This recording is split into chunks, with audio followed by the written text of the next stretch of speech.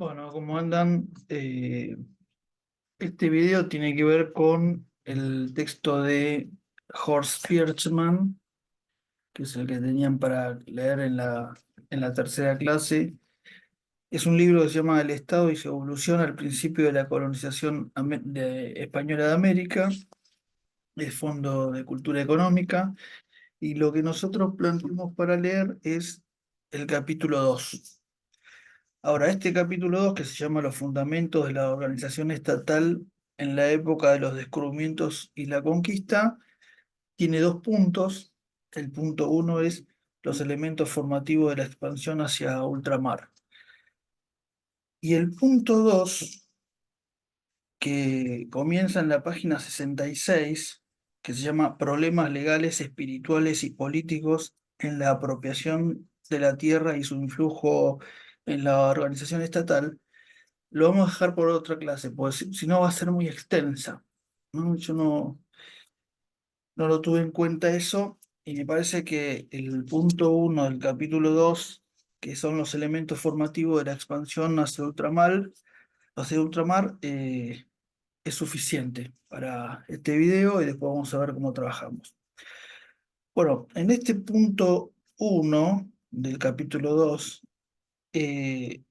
tiene tres apartados, ¿no? Que son tres instituciones clave que fueron parte de esta expansión ultramarina. Uno es la monarquía, otros son los conquistadores y la otra es la Iglesia Católica. Entonces, lo que preparé para este video es más o menos la explicación del autor Horst Pirchmann en estos dos primeros puntos. Por un lado, la monarquía y segundo, los conquistadores. Y con el tema de la Iglesia formular unas preguntas que estaría bueno, como hicimos en el trabajo anterior, de que ustedes pudieran de alguna forma contestarlas para venir a la clase y trabajar sobre ellas. Bueno, entonces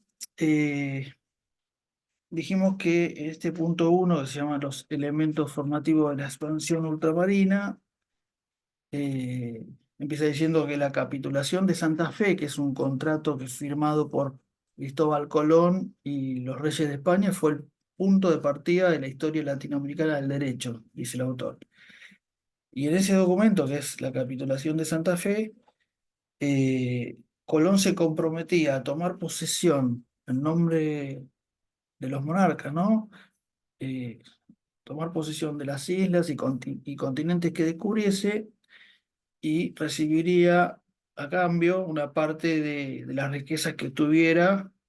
Además, se le daba el título de heredero, un título heredero de almirante del mar Océano, virrey y gobernador, ¿no? Entonces el autor lo cataloga como una etapa fundamental en la transición de la Edad Media a la Edad Moderna, ¿no? Digamos, lo que es la conquista, el autor lo considera como una etapa fundamental de la transición de la Edad Media a la Moderna, pues, porque provocó la transformación y hubo una nueva visión del mundo, ¿no? A partir de ahí. Eh, pero hay cierta discusión historiográfica, ¿no? Dice el autor, sobre si la expansión ultramarina española es más un acontecimiento de la Edad Media que de la Edad Moderna, ¿no? Y en eso ronda esta primera parte del texto, ¿no? Entonces, si las actitudes de la monarquía española fueron más medievales que modernas, ¿no? Porque se consideraba que, digamos, las concesiones que realizaban los reyes católicos, que ya los reyes católicos son Isabel I de Castilla y Fernando II de Aragón, ¿no? Esas concesiones que realizaban los reyes católicos parecieran concesiones feudales, ¿no? O también eh, esto de apelar al papado para la resolución de un conflicto entre el reino de Portugal y de España, ¿no? A través que se resolvió en el Tratado de Tordesillas. También son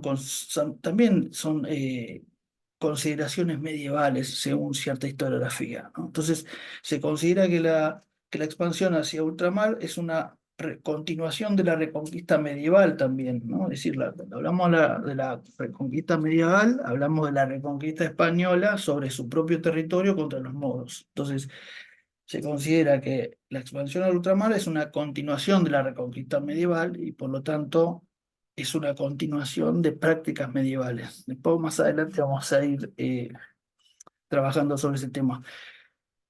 Pero hay otra historiografía que considera que los reyes católicos poseen muchas características de reyes modernos, ¿no? Eh, entre otras cosas que vamos a ir viendo más adelante. Entonces, también existen discusiones historiográficas en el tema en cuanto al proceso de conquista de los territorios americanos, fundamentalmente si el modelo de colonización fue el mismo que se implementa tras la recuperación de los territorios en el proceso de reconquista. Reconquista sobre el Islam, ¿no? En España. Y si el régimen económico colonial era de carácter feudal o capitalista, ¿no? Todas esas son las discusiones que se dan en ciertas historiografías. Entonces, para responder esto, el texto lo que hace es caracterizar estas tres instituciones que le dije al principio y de cómo llevaron a cabo la conquista, ¿no? Los monarcas, los conquistadores y la iglesia. Entonces, el punto A, ¿no? Que empieza a trabajar sobre esas instituciones que son los monarcas, lo empieza planteando en la página 21, ¿no? Cuando dice a los monarcas. Entonces, ahí el autor se hace una pregunta, dice, ¿qué nivel había alcanzado el desarrollo del absolutismo monárquico? Y por lo tanto, la formación de un Estado soberano en la península ibérica, ¿no? Eh, Ahora, en materia religiosa, con el restablecimiento de la Inquisición, ¿no? Se puede inferir que Isabel y Fernando practicaban una política que pretendía la unificación interior de los distintos reinos, ¿no? Cuando hablamos de los distintos reinos, estamos hablando de los reinos españoles. Yo tengo una foto que la voy a hacer que la vean, pero un segundito que la busco para que vean de qué hablo cuando hablo de los reinos españoles. A ver si la encontramos. Yo la había separado. Ahí va. Bueno, acá se puede ver eh, la España del siglo XIV, ¿no? Se ve el reino de Portugal, Castilla, el reino de Castilla y el reino de Aragón. Y el reino de Navarra tuvo cierta independencia hasta que eh, Fernando de Aragón, ¿no? Después de la muerte de Isabel, la conquistó. Y luego su nieto, que era Carlos V, la terminó de consolidar dentro de Castilla. Y el que se ve en marrón es el reino de Granada, es decir, es el reino, el último bastión musulmán en España, que en 1492 los reyes católicos lograron desterrar.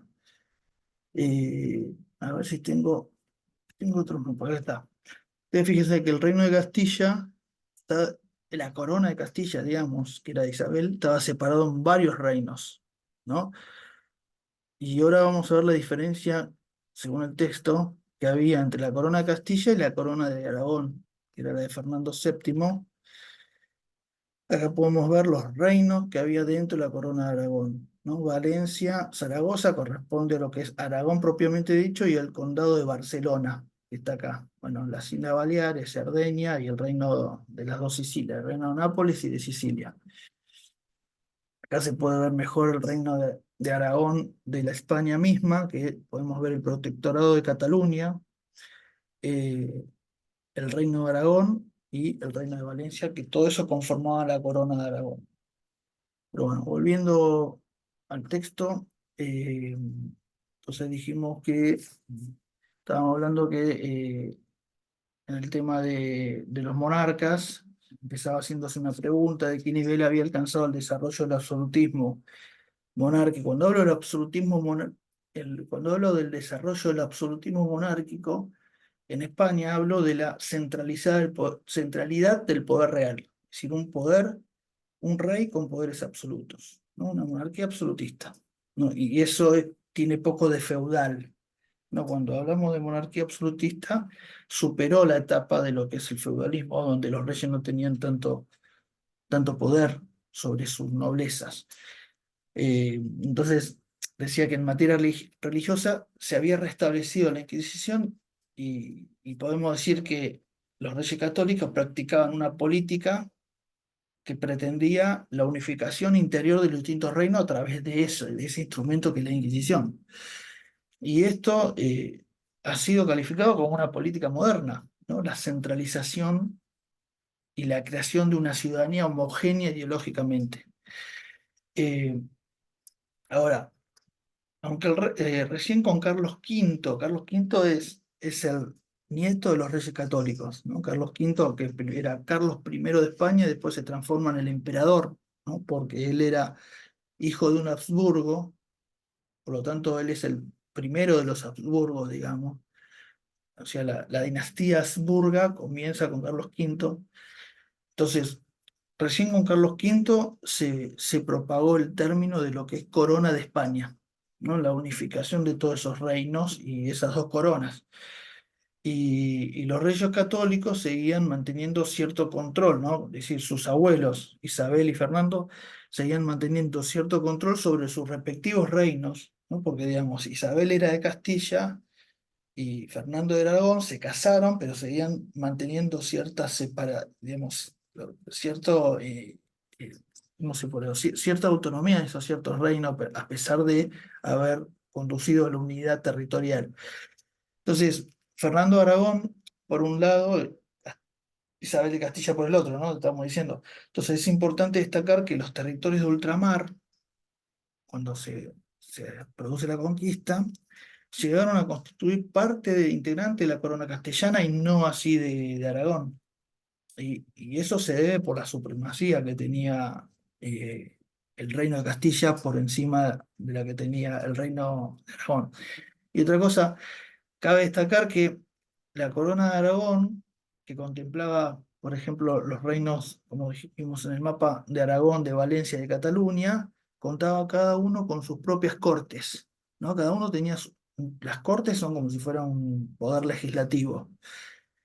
Y no así en el caso de la corona de Castilla, que se había fundido en una sola unidad, digamos, las provincias vascongadas, es decir, vieron lo que hoy es el País Vasco, eh, Vizcaya, eso tenía cierta autonomía, eso después desapareció esa autonomía, pero digamos, todos los reinos habían fusionado en uno solo y además las prerrogativas de la nobleza castellana eran insignificantes si la comparamos con los poderes que tenía la nobleza aragonesa, ¿no? Estos poderes que los tenían manteniendo debido a las cortes existentes en cada uno de los reinos. Entonces, eh, Castilla, además, gozaba de un código legal homogéneo, que son las siete partidas, que es un documento muy importante en la historia constitucional. Y las siete partidas se remonta a Alfonso X en el siglo XIII, ¿no? Que era un rey de Castilla en el siglo XIII y estas siete partidas lo que estipulaba es un poder centralizado, ¿no? Y esto favoreció la creación de un organismo estatal centralizado que digamos, posibilitaba el afianzamiento de la autoridad real sobre los súbditos que habían en todo un territorio determinado, ¿no? Y eso es absolutismo monárquico. Entonces, el autor dice que los reyes católicos tienen mayor similitud con la política de los Habsburgos, ¿no? Es decir, los reyes, dijimos, a partir de Carlos V, eh, que las de sus antecesores, ¿no? Por lo cual se acentúa un aspecto más de la modernidad, ¿no? En esta discusión historiográfica. Entonces podemos decir que Castilla, con los cambios producidos durante el siglo XIII, es decir, las siete partidas, pueden derivarse en el origen de la moderna organización estatal. Y el autor dice que esta evolución no estaba tan adelantada en la corona de Aragón, pero se observan, igual dice, desenvolvimientos de modernidad en esta corona de Aragón, pero obviamente no tenía la evolución que había tenido la corona de Castilla. Entonces, por otro lado, en Castilla, a pesar de de las 7 partidas, hubo políticas tradicionalmente medievales, ¿no? Que dan lugar a esa tradición historiográfica que plantea que en España tenía un peso muy importante la Edad Media. Y algunas de ellas eran, por ejemplo, el fortalecimiento del mayorazgo, ¿no? Que es que es una tradición totalmente medieval, y el apoyo de la corona a la amistad. ¿Qué es la Mesta? La Mesta era una corporación ganadera, principalmente de la cría de ganado ovino, y la corona lo que hizo fue, los reyes católicos, ¿no? Le otorgaron privilegios de pastoreo, y eso perjudicaba a los agricultores, ¿no? Digamos, las ovejas pastoreaban por tierras que no les pertenecían, y tenían el privilegio de la Mesta de poder hacerlo, y eso obviamente lo que perjudicó fue a los agricultores y a los pequeños y a los medianos terratenientes, ¿no? Entonces, además, por los derechos de exportación de la lana que genera la oveja, dificultaba la creación de una industria nacional de paños, y obviamente restringió el espíritu emprendedor burgués. Después vamos a hablar más adelante de la burguesía española, si había o no había, pero puede decirse que los sucesos políticos estuvieron sometidos a una considerable influencia, por un lado, de los desenvolvimientos dominantes conducentes a la formación de un moderno Estado administrativo y soberano, y por otro, había fuerzas contrarias a la modernidad. Esto que estamos diciendo recién, como que es esto del mayorazgo y la mesta, ¿no? Aparte de Inglaterra y Francia, como dice el autor, el Estado moderno se manifestó también en Castilla, como esto que estamos diciendo, ¿no? Pero, sin embargo, durante el siglo XV, XVI, la política siguió determinada por principios, algunos principios medievales, en algunos aspectos, ¿no? Como esto que decíamos anteriormente. Es por esto que, por ejemplo, que hubo, por ejemplo, concesiones a los primeros descubridores y conquistadores que podemos catalogar como tradiciones feudales. Esto que yo le dije, de que a Colón se le concedió un título hereditario, ¿no? Es una concesión medieval, más que nada. A partir del segundo viaje de Colón, la corona dio mayor participación a la iniciativa privada. Y esto tiene que ver con los capitales que había en España, ¿no? Y bueno, lo que dice el autor es porque el fisco no podía sostener tales empresas, ¿no? Entonces, sin dudas, estas concesiones no adoptaron la forma de feudos, sino contratos, digamos, modernos entre la corona y los particulares. Pero, ¿qué dice Pirchman? Que existía el peligro de que los territorios por descubrir se transformaran en feudos, ¿no? Entonces, ahora, después de los viajes de Colón, Castilla comenzó a organizar la colonización con la ayuda de iniciativa privada, pero siempre la iniciativa y el patrocinio era del Estado. Eh, y bueno, por medio de las capitulaciones, que son los contratos que había entre la corona y el conquistador, eh, se establecía la manera de la ocupación, el trato que debía darse a la población hallada, designaba a los jefes de tales expediciones con el título de adelantado capitán general, etcétera, etcétera. Pero la corona procuraba dar un carácter oficial a las empresas costeadas por particulares. Por lo tanto, eso es una actitud totalmente moderna. Yendo al segundo punto, eh, que tiene que ver con otras instituciones propias de la conquista, que son los conquistadores, que comienza en la página 37, empieza diciendo que existe cierta historiografía que habla de una mentalidad, entre comillas lo pone, española del siglo XVI, ¿no? Como una aspiración de los hombres a vivir una vida noble y por lo tanto desdeñar el trabajo manual, las actividades comerciales. Y se afirma que los españoles, ¿no? Querían obtener, o sea, procuraban obtener fama, riqueza y honor a través de estas empresas militares que iban para América, ¿no? Entonces, pero ¿qué dice Pierceman? Dice que esa historiografía olvida que en aquella época todo europeo, francés, alemán, inglés, aspiraba a tener una vida aristocrática, ¿no? Por medio de la adquisición de un señorío hereditario. Por eso no era una mentalidad española.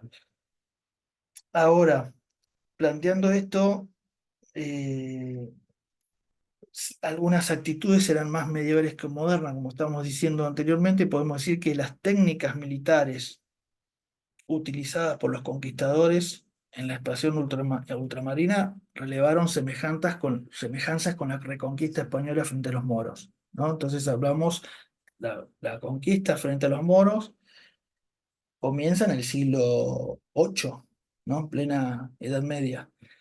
Terminó en el siglo XV, en este periodo de transición. Entonces, ciertas prácticas como las que ya mencionamos, que eran las concesiones que hacía la corona a los conquistadores, o la encomienda, ¿no? Cuando obtenía un grupo de indígenas para su beneficio, o el reclutamiento y la organización de las huestes, ¿no? Que son los soldados. Todo eso se asocia más a actividades feudales que modernas. Entonces, los soldados reclutados por un comandante que no poseían una paga fija, estos soldados, debían al jefe lealtad y obediencia a cambio de ¿qué? A cambio de un botín obtenido en la guerra de conquista, ¿no? Y eso es una práctica medieval. Entonces, pero las diversas motivaciones personales, dice el autor, que indujeron a aquellos hombres que eran de todas las capas sociales, a participar de una empresa de conquista, es común que todos ellos, igual, dice, tenían un sentimiento de orgullo nacional, de servir a la corona y también a la fe católica. No era solo rapiña y botín, ¿no? Sino que había un sentimiento de nación y de pertenencia. Y eso es un espíritu moderno, más que medieval. Y sin duda la conquista es una continuación de la reconquista, ¿no? De la reconquista española sobre los moros, sobre el Islam. Y una reconquista que llevó, como dije antes, 8 siglos avanzando a la frontera, pero la toma del reino moro de Granada, no sé si que vimos en el mapa ahí a lo último, solo pudo realizarse a través de la utilización de técnicas de guerra moderna, ¿no? Que nada tenía que ver con las huestes medievales de caballeros, infantes, arqueros, ¿no? Sino que terminó usando artillería moderna, armas de fuego, capaces de derribar murallas. El autor dice, plantea como que la lucha contra la guerra puede ser considerada como la primera guerra del naciente Estado español moderno. Y hay una larga discusión sobre la existencia o no de la burguesía española en el siglo XV. Algunos estudios plantean que en España no solo eh, estaban extendidas las normas de conducta capitalista, sino que además existía una burguesía dinámica que estuvo presente en el proceso de expansión ultramarina. Otra historiografía dice que no existía burguesía en España. Y gran parte de esta burguesía eran los conversos judíos que fueron llevados a convertirse al cristianismo, la Inquisición. Ahora, estos principios de una moderna evolución social y económica en España fueron derribados, dice el autor, por los reyes católicos con medidas que favorecieron a las exportaciones de materia prima, como dijimos, eso de la lana, y a la importación de productos manufacturados de otras regiones. Entonces, además ataron la economía española al capital y a la banca extranjera. Eh, en- para hacer un resumen, podemos decir que las estructuras económicas y sociales de España estaban marcadas aún por muchos aspectos medievales que derivaban de la Reconquista. Pero también en el siglo XV se concretó el desarrollo de una burguesía que ayudó a la corona a dar el auge económico que se extendió hasta la segunda mitad del siglo XVI. eh, y en España se pudo dar un paso a la revolución social y económica, como sucedió en otras partes de Europa, pero una serie de factores hizo que no llegue a consumarse, dice el autor. ¿No? Y esto tiene que ver con las políticas de los reyes católicos que clausuraron eso. El hecho de que la conquista y la colonización española no haya sido marcada por las nuevas fuerzas sociales que apuntalaran eh, el capitalismo puede explicarse, por ejemplo, dice el autor, porque España decidió poblar la colonia, llevar población a la colonia y no fundar enclaves comerciales como sí lo hizo Portugal, por ejemplo. Eh, y para ir terminando, los españoles utilizaron en la ocupación del territorio americano mecanismos propios de la Reconquista que fue moldeando la sociedad y por lo tanto el Estado español, ¿no? Y ya los dijimos anteriormente, pero lo repetimos, estos son la encomienda de la población subyugada, el reclutamiento de la tropa, la forma en que lo hacía, los contratos entre la corona y los comandantes, entre otras cosas. Bueno, eso es el tema de estos dos puntos. En cuanto a la iglesia, yo les voy a dejar algunas preguntas. Eh, la iglesia comienza a hablar en la página 52 y yo, por ejemplo, eh, después las voy a escribir bien, pero algunas preguntas tienen que ver como qué conflictos se enfrentaron a los reyes católicos con la iglesia católica, es decir, con el Papa. ¿Y cuáles eran las intenciones de la corona española que hicieron desatar este conflicto con el Papa? Y, y además, preguntar qué evitó en materia religiosa en España el despliegue de un moderno Estado soberano. ¿Qué es lo que evitó ese moderno Estado soberano que existía, ¿no? Que algunos autores lo plantean como que España era un Estado moderno. Y con qué instrumentos lo evitaron en materia religiosa y de qué forma. Y otra cosa que también preguntábamos es qué papel cumplió la iglesia en la expansión ultramarina. Bueno, así que por acá esto, llegó hasta acá. Después vamos a reorganizar el cronograma, vamos a ver qué hacemos con la segunda parte que empieza en la página 66, ¿no? Que se llama Problemas legales, espirituales y políticos en la apropiación de la tierra y su influjo en la organización estatal. Bueno, es un texto, entonces este es un texto muy, no es propiamente, es muy teórico, ¿no?